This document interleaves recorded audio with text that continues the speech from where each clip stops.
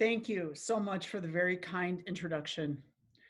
I wanted you to know a few other things that are perhaps more important than all of what was said.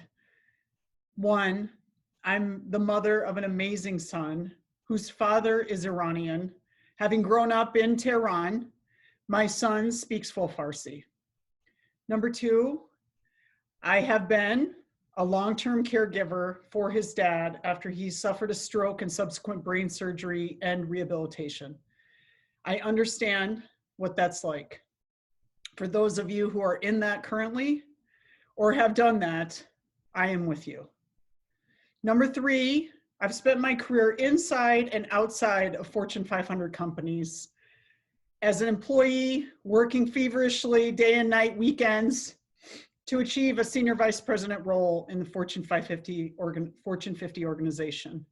I've also built businesses on the outside, technology company, as well as consulting, and have interacted with venture capitalists and angel investors and all of what goes into building a business on your own or on the outside.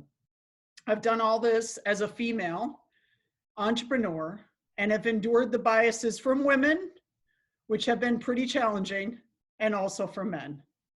And I know all of you on the call tonight, and those of you who are watching, have endured that same. And lastly, I have been very, very close to a friend in the middle of a very serious emotional and physical abusive relationship. And I found the passion and the perseverance to help her get out of that. And I understand all too well the challenges and how scary it is and the pain of getting out of a relationship in that way. And that is why I stand strong and firm with the Trust in their partnership with the Domestic Abuse Project, DAP.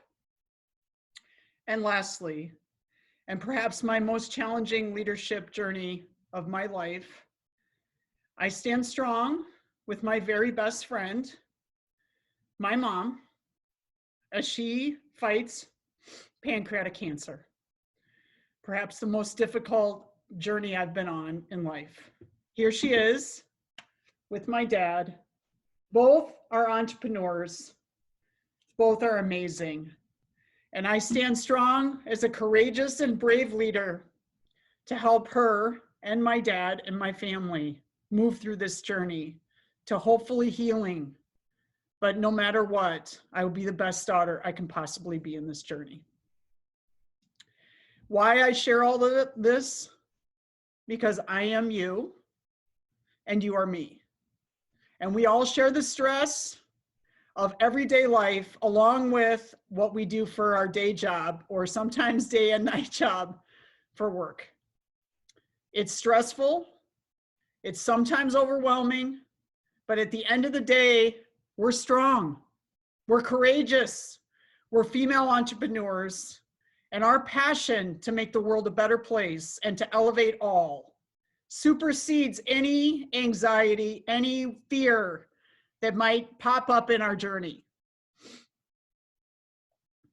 I am you and you are me, and together we all rise. Welcome to the 2020 Minnesota Women's Healthcare Trust event. Special celebration to the award winners, especially Andrea Walsh, the 21st Pinnacle Leader Award winner, and all of the entrepreneurs and their guests, men and women, that are gathered here tonight. A very special thanks to St. Catherine's University for the sponsorship of the keynote, and a wide and welcome hug to all of our sponsors who stood thick and thin through all the twists and turns of this year, 2020, and the pandemic to bring this event to you tonight. Obviously, they too, like us, are 100% committed to the power and the impact of female entrepreneurship in changing the lives positively for everyone in healthcare. I want to take you on a little journey with me tonight. We're going to share some data. For those of you who are with us a couple of weeks ago, we shared some data. We're gonna go a little bit deeper on that. We're gonna highlight a very powerful female entrepreneur who never really got to understand the power and impact of her leadership, much like us. And I'm gonna challenge you. I'm gonna challenge you at the end and hopefully help you as well. I get the pleasure every single day to follow my passion in my career of building new businesses and elevating human beings with a financial outcome that's sustainable so that we too can see the impact of all that we do. I get to do this as a female entrepreneur with my bold and courageous leadership, with a single focus on elevating humans, elevating women, elevating men, elevating children all over the world. That's my mark in the world. That's what gives me passion. I don't do anything that doesn't elevate people. I just don't engage. It's not who I am. And that is why I joined McKinsey. Let's share some data. In its 6th year of collaboration, McKinsey and Lean In have partnered together to interview 40,000 employees representing 317 companies and over 12 million employees. The Women of Workplace Report for 2020. Now, as I look through this data, it wasn't anything that made me happy, and it's not going to make you happy either. In fact, it's pretty disheartening, but it also, in the same vein, helped me understand how I feel the way I feel, and I think it will help you understand the way you feel. And I hope when we come out of this data tonight, I will have motivated you to feel 10 times better, because you will know that we together are united together. And if we will partner and support, we can accomplish anything and turn this data completely 180 degrees different and make a truly a different torque in the world. 1 in 4 women are considering leaving the workforce. The demands of the pandemic, the demands of work and being on 16 Zoom calls a day and having kids that are home, virtual and hybrid schooling, having parents who may have health concerns and ourselves who have health concerns, it's a lot. Not to mention figuring out how to get food on the table, how to pay the bills, how to get the dog to the doctor. 1 in 4 are considering downshifting or leaving the workforce. In addition to that, let's take a step back and look at promotions. When we look at 100 men being promoted, only 85 women are being promoted. We still fight the battle of so much unconscious and conscious bias. And it's even worse for Black women. For Black women, only 58 Black women are promoted for every 100 men. And for Latinas, only 71 female Latinas are promoted for every 100 men. It's no wonder we're tired and feeling overworked and stressed. We're exhausted, we're burned out, and we're pressured to do more work. And this pandemic has only heightened this impact. In fact, I just yesterday saw on LinkedIn a good friend of mine, a senior vice president, amazing woman, post an announcement that she was, after 25 years, she was leaving her organization because she wanted to take a pause and spend some time at home with her kids, and she just couldn't do it anymore. It's not just stats, it's real life, and I know you feel it just like I feel it. Now, the concerning part of this is we as women are fierce in our support of diversity and inclusion. In fact, we elevate diversity and inclusion 1.6 times higher than men. So if we back away from the workforce, it's going to be even worse in terms of our momentum and our progress. It's taken so hard to get where we are today. And these stats are even worse for women or mothers, women who are mothers. In addition, Black women and senior level women feel the pain even more intensified than do women employees in the workforce. Let's now switch gears and talk a little bit about what I call the great paradox. Some data that doesn't make any sense, and the only way we overcome it is for us to join forces together. Number 1, the percentage of healthcare decisions made on a daily basis, 80% are made by women. 80% of the decisions about our own healthcare, about our parents, about our kids are made by us, women. 65% of the workforce is comprised of us, women. And number 3, we're sitting on the greatest wealth transfer in the history of keeping track. Today, over $10 trillion sits in our checking accounts, bank accounts, and wealth portfolios. And in the next 2 to 5 years, that is going to triple to $30 trillion. So let's review the stats. We make the majority of the decisions, we are the majority of the workforce, and we have the majority of the income and the wealth. Now, we're also 51% of the population. So wouldn't it make sense to you that we should hold 51% of the CEO positions in healthcare and represent 51% of all board seats in healthcare? That would make sense to me. But guess what? We only represent 13% of all CEO seats in Fortune 500 companies, healthcare companies. Now, what's concerning about that is I don't need to remind you that as the CEO, you make all of the strategic decisions around where the organization is going to focus, the impact it's going to have, and you put together the budget and the horsepower around manpower, women power to go get that done. That's a very different decision process as a female. It has a very different consequence, not only in our organization, but also in the communities that we represent. 13%. And for board seats, it's 21%. 21% of all board seats are held by women in healthcare. Now, this makes no sense, which is why I call it the great paradox, because the truth is, at this point in time, if you started digging into the percentage of women who have advanced degrees and MBAs and all the rest, we are the dominant force being educated.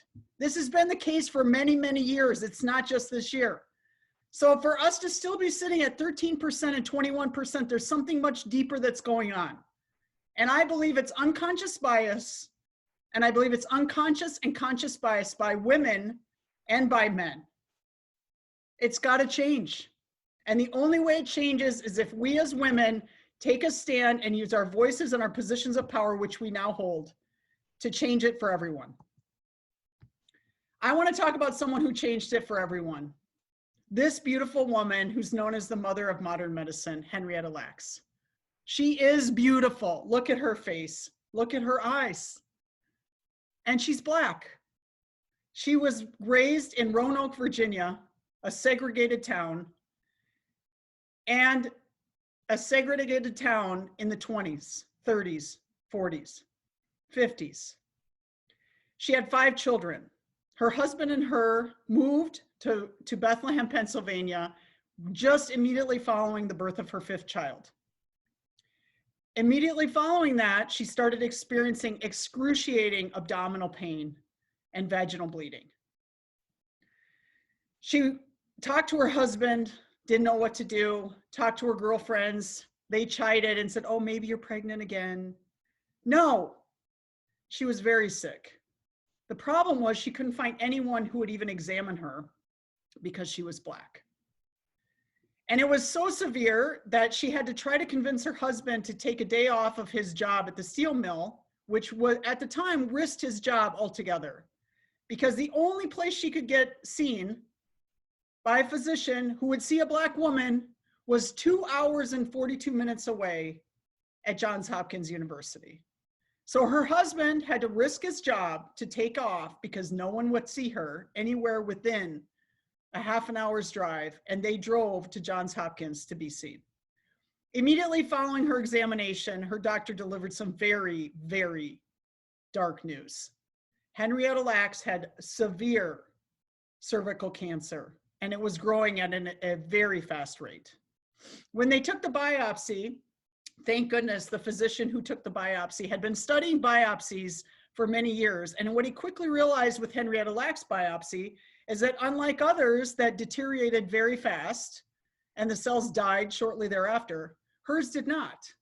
Hers continued to multiply and multiply and multiply.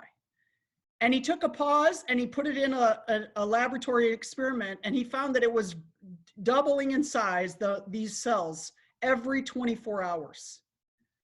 What's fascinating about this story is that they ended up mass producing Henrietta Lacks cells, and it's named the HeLa immortal cells. HeLa being short for Henrietta, the first two and the last two letters of her name. Do you know that 11,000 patents have been issued as a result of Henrietta Lacks? Because every single piece of cancer research that's been done since 1951 has utilized Henrietta Lacks cells. Henrietta Lacks did not live to see this. She died the exact same year she was diagnosed, at the age of 31 years old.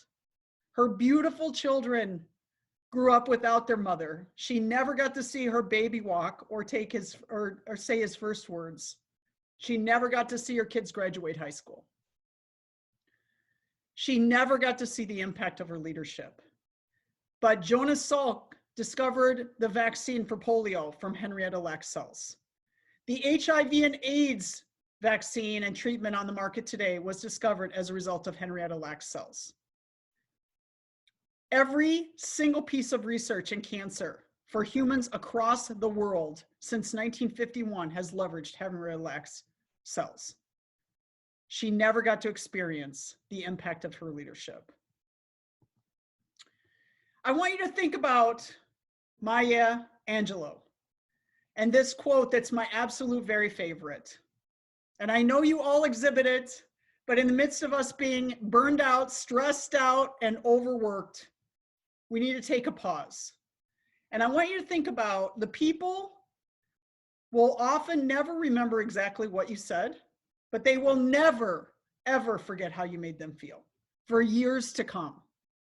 You may never remember a single thing I said tonight, but I hope that you remember one thing, and that's my genuine and authentic desire to help you, to elevate you, to give you strength when you don't have any, and to mobilize to reinvent it for all. They never forget how you made them feel.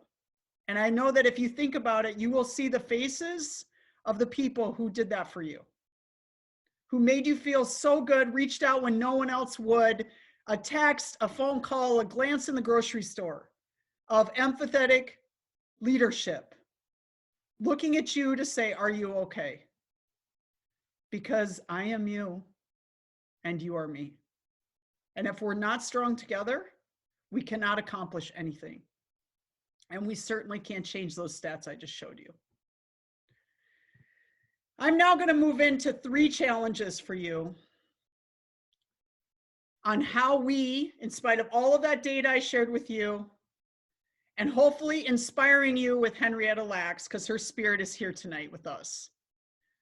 I want you to think about 3 things. The first one is respect. The definition of respect is to have deep admiration for someone. And I want that someone to be the person you look at 5 a.m. in the mirror. I want that person to be you. You are incredible. You're highly talented. You have incredible ability to make change happen for your family, for your work, for your community. And you're doing it every day. But the only way you're going to stay in that zone of having incredible courage is to do 5 things. I'm going to ask you to do 5 things tonight. And you can do it. Number 1, I'm going to ask you to eat healthy.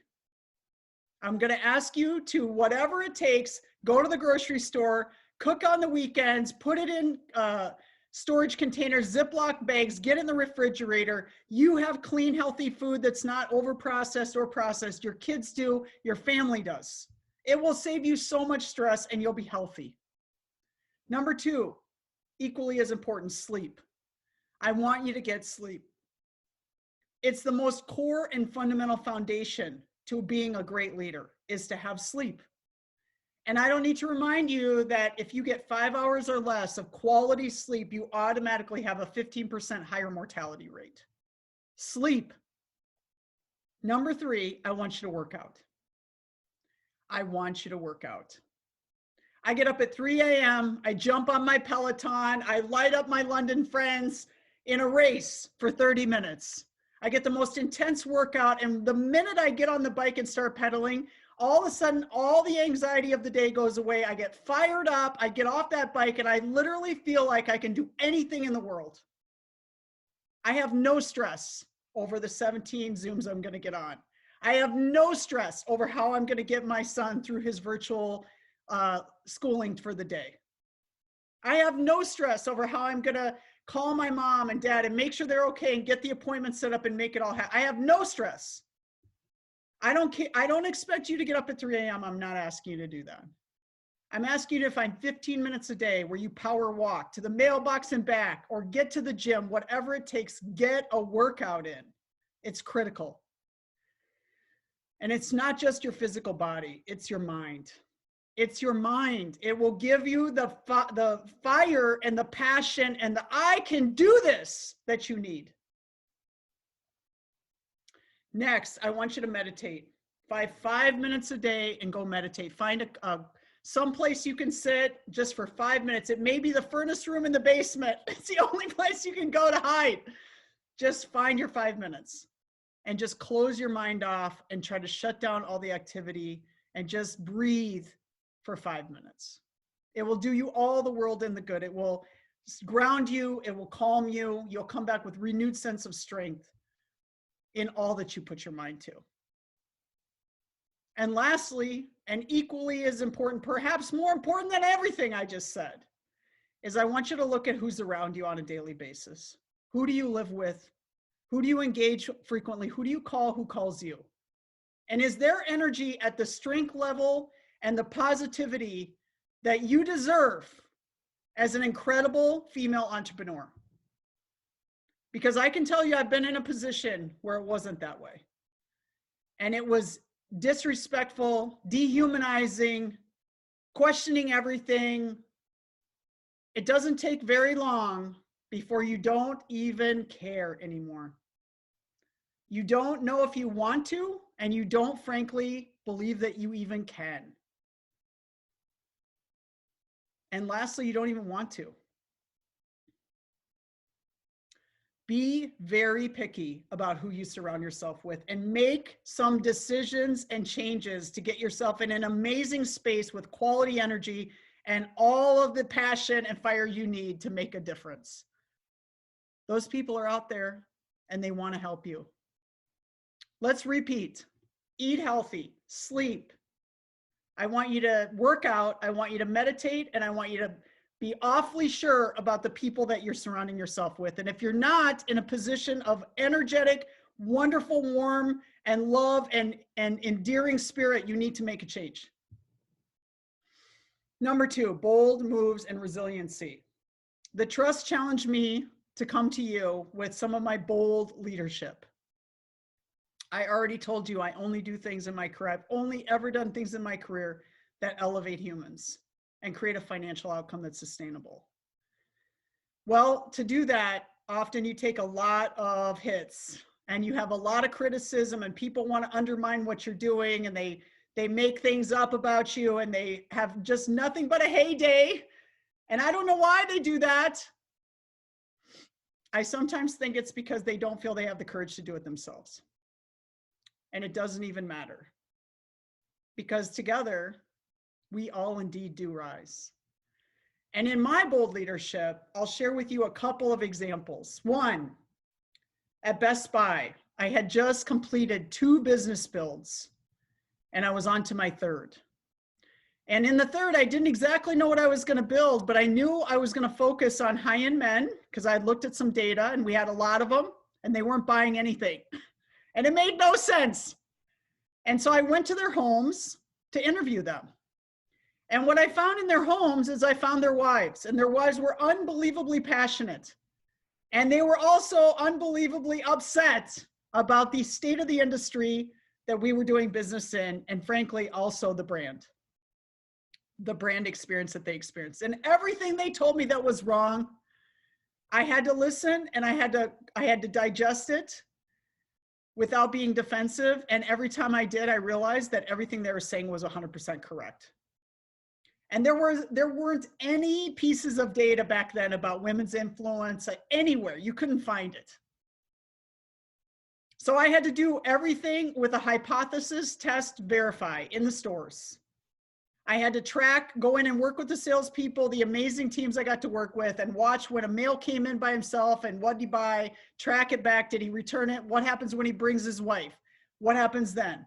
65% of the time we found if he came in and bought a plasma TV of $5,000 or more by himself, it would get returned.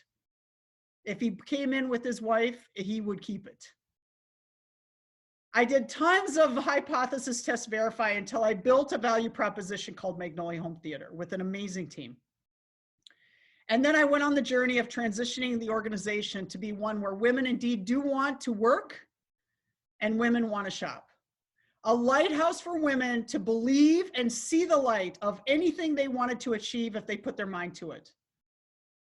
And to do it as a unified group, to support each other and help each other up and push each other into promotion spots. It was fantastic. It was also the most miserably challenging work I've ever done. I've never been so humiliated in all my days of doing anything in my career as those days. And it didn't go on for a day or a week. It went on for 5 years. It took me 5 years to transition that company, to till the soil to be a place where women indeed did want to work and also shop. And I have to say, I was completely delighted when a subsequent leadership team grabbed that tiller of the soil that we had tilled and took a stand around diversity and women's leadership. And I literally screamed when she was announced, when Cori Berry became CEO of that amazing company. I never thought I'd see the day of a female leading the helm of that phenomenal company. And I don't need to highlight for you, but in case you don't know, over 50% of their board is diverse, both female and racial diversity. And significant portions of that top leadership team are full, the ranks are full of incredibly talented, very, very polished leaders that happen to be women. And equally as fun and exciting is to sit back and watch how she led that company through COVID. Not only did she ensure that the shareholders were taken care of with some very strategic pivots of curbside delivery and all the other great stuff that they came up with in the midst of complete chaos, but she held the employees in her hands to make sure that they were safe, physically safe from COVID, but also financially safe as well. That's what we do as women. That's what we do. We deliver the outcomes financially and we take care of our teams. And recently she received the top 10 award for the most powerful women.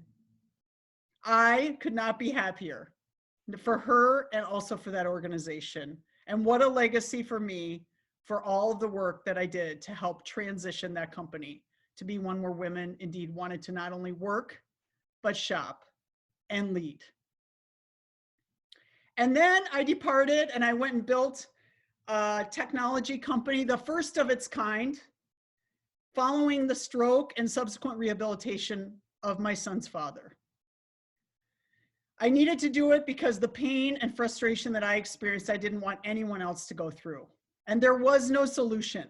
It was the first of its kind. It was done by a female entrepreneur.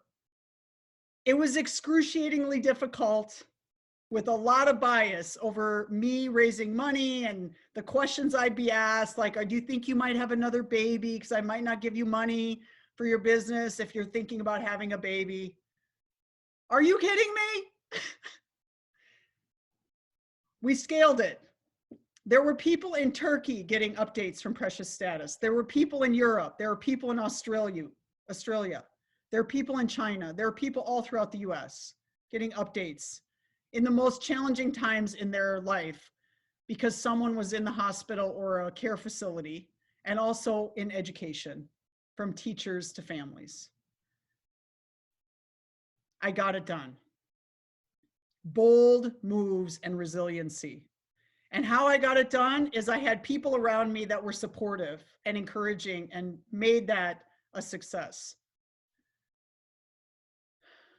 3, belief in you and the support of others. Belief in you and the support of others. I can't tell you how many notes I've gotten following the build of Wolf and Precious Status and all the others.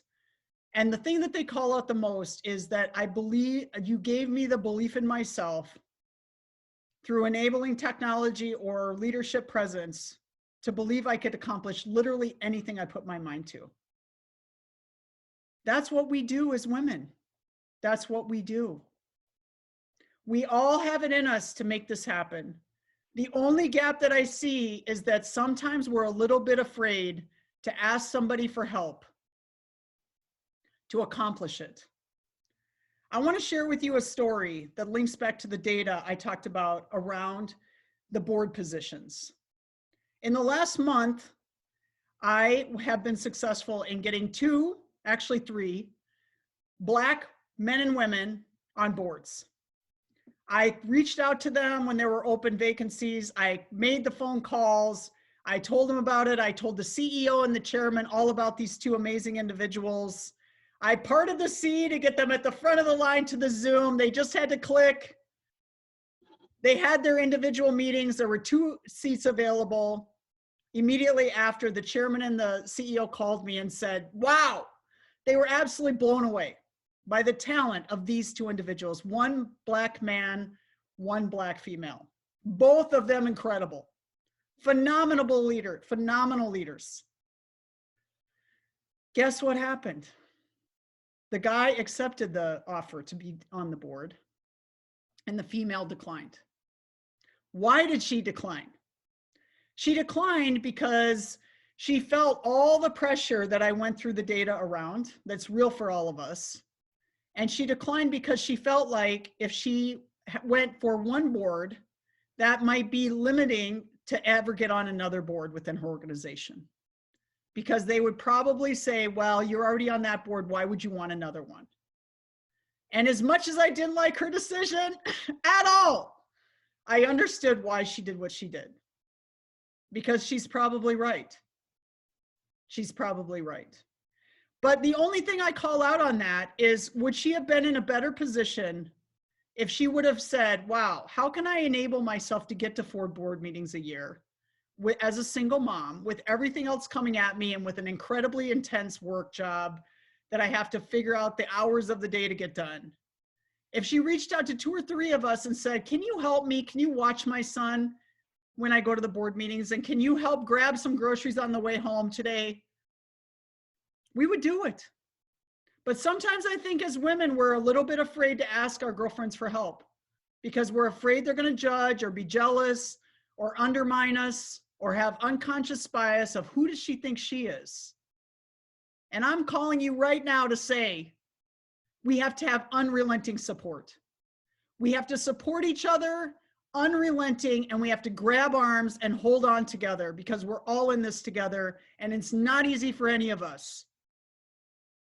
I have the same stress you have every single day. I have the same doubts in my mind of whether I can really accomplish it. Can I really get this stuff done? All the data is true. But at the end of the day, if I know that you're all out there for me, and I know I'm out there for you, and you know I am, if you ever get down or you just need to pick me up, you reach out in LinkedIn, I will always respond. And I will pump you up. I promise. I'm here for you. And I know you're here for me. Because at the end of the day, ladies, I am you and you are me. Thank you.